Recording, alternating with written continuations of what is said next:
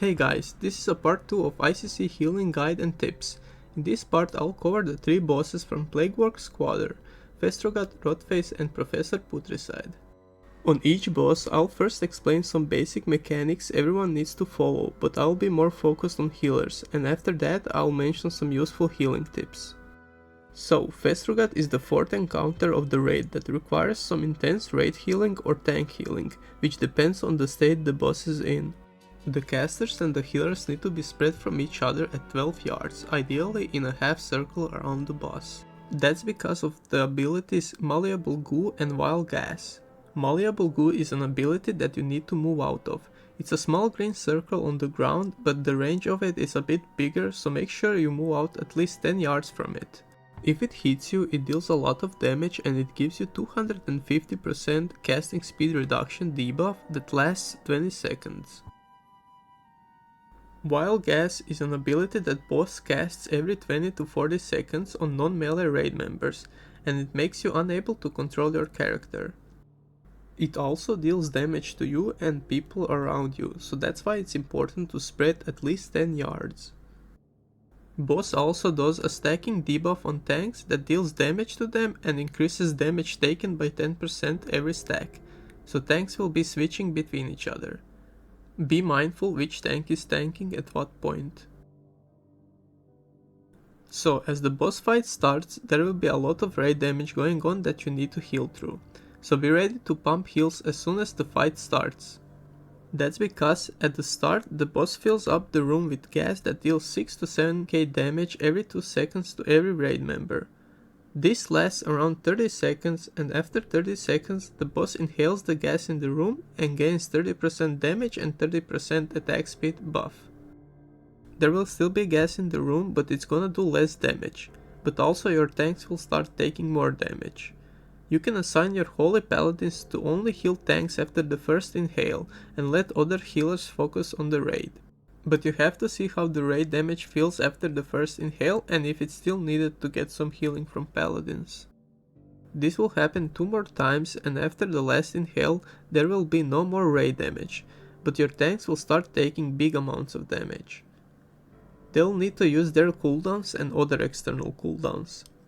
This should be planned and assigned ahead of time. At that point all healers should focus on healing tanks. After 30 seconds of that, he casts an ability that does raid wipe damage to everybody. To avoid this, you need to have 3 stacks from spores that spawn from the start of the fight. There will be 3 sets of 3 spores spawning every 30 to 40 seconds, and they need to be distributed accordingly among the raid members. Ideally melee group and tanks get 1 spore, and there's 2 spore spots assigned to the ranged and healers. The best way to do this is to assign spots on 2 holy paladins, so they don't need to move and can keep healing when the spores spawn. Ideally other hard casting healers should stay closer to one of the paladins, so they have minimum distance to move. After 3 stacks of spores, you'll have 75% shadow damage reduction. That still means when the boss does his exhale ability, it will do a lot of damage to the whole raid. Aura Mastery and DSAC must be used here.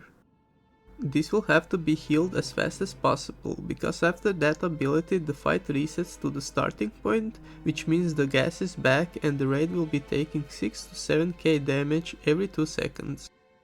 If you have some healing cooldowns left, use them at that point to get the raid healed up. Druids can use Tranquility and Priest Divine Hymn.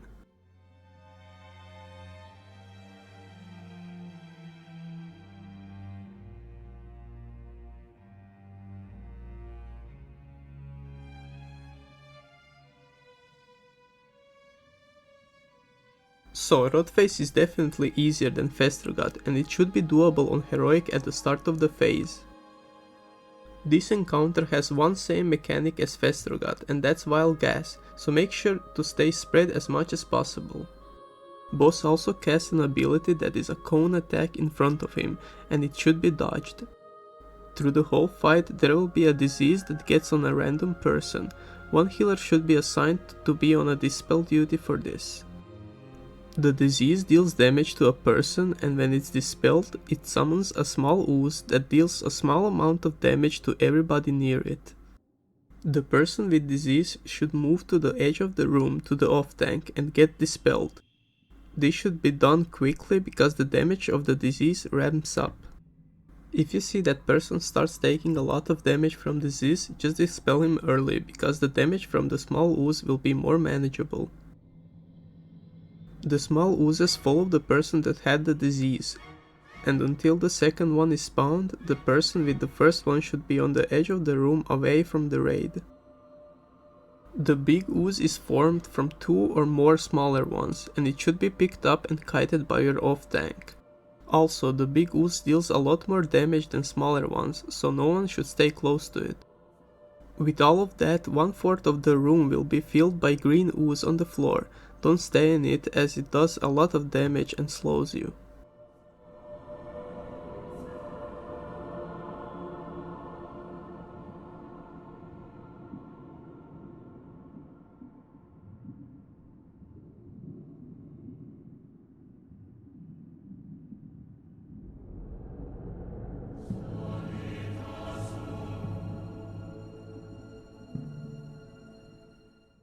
When 5 oozes are combined, the big ooze does an explosion that launches a small like oozes on a position of each raider.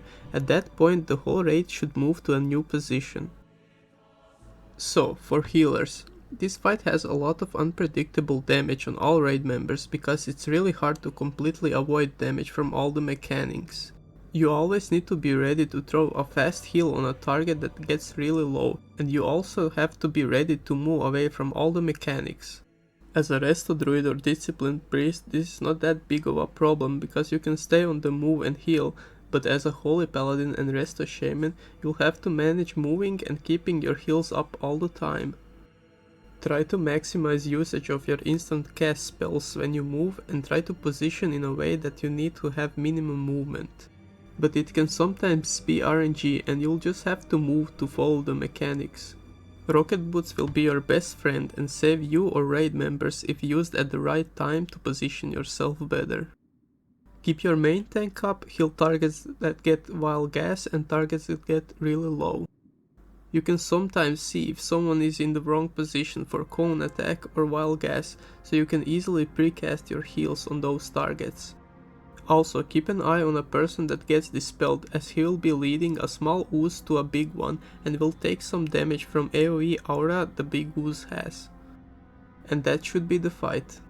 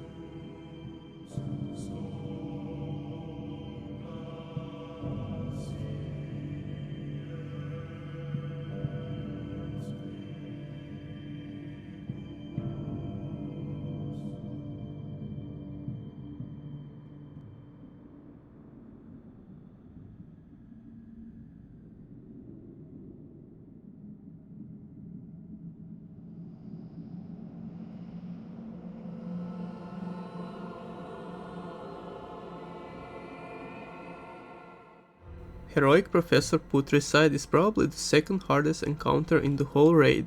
A lot of guilds want to kill this boss on Heroic for first few weeks, so I'll first go over the normal mode tactics and mention differences that happen in the Heroic mode. Professor Putricide is an encounter with 3 phases, where each phase adds a new ability to the boss.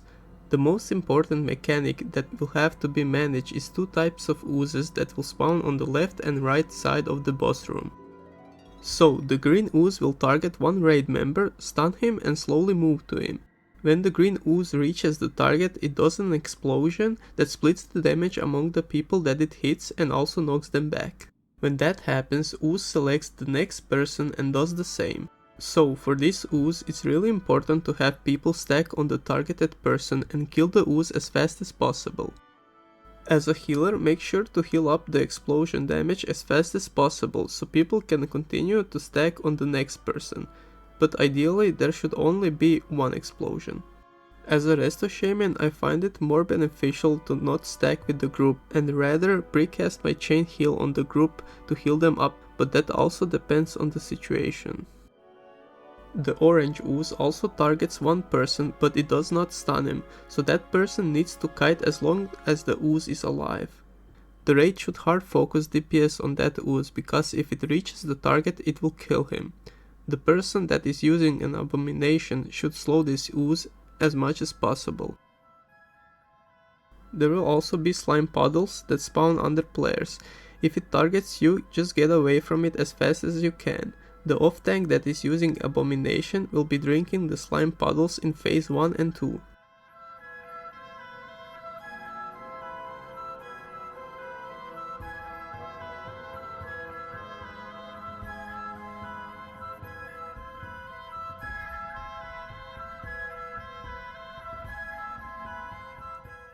This boss also has malleable goo ability, so if you get targeted by it, make sure you move.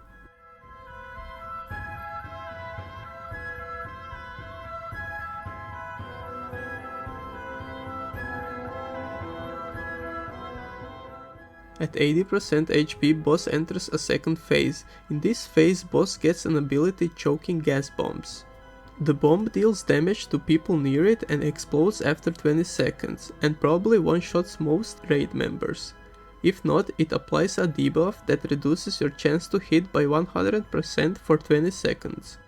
The melee DPS will mostly be affected by this, so be ready to throw some heals on them until they move away from it. In this fight there will be a lot of moving, so use your instant cast spells as much as possible. It's really important to keep people up in the first 2 phases when the green oozes spawn, because you can get easily overwhelmed by the damage on the raid.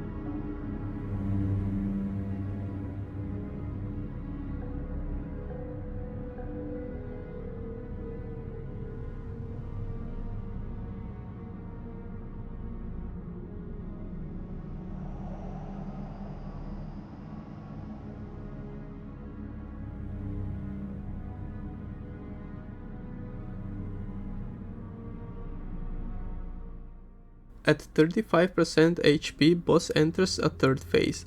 This phase is a DPS race, and after you dealt with the oozes, you should pop Bloodlust and burst the boss down.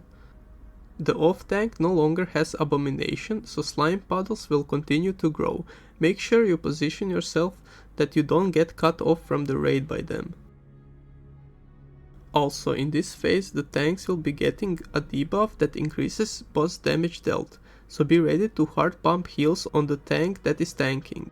It's the top priority because the boss heals if the tanks die with the debuff, so it's okay to even sacrifice some raid members just to keep tanks alive. On heroic mode there will be a debuff Unbound Plague that will have to be passed between players for the whole duration of the fight. The debuff deals a tick damage on a person that has it, and the damage ramps up the longer it is on the target. Don't keep the debuff longer than 8 seconds. The person that had this debuff can't get it again for some time, so your raid will probably need to do some assignments to manage this debuff between the same people. As a healer you need to always know who has the debuff and keep heals on that person. Also, on heroic 25 man, everybody gets a specific debuff that allows you to only attack one type of the ooze. There will be both green and orange ooze spawning at the same time. This doesn't really matter for healers, but that means oozes will die slower and there will be a lot more healing to do on the raid. I still didn't have a lot of practice on heroic for this boss, so I'll probably make a specific video on it in future.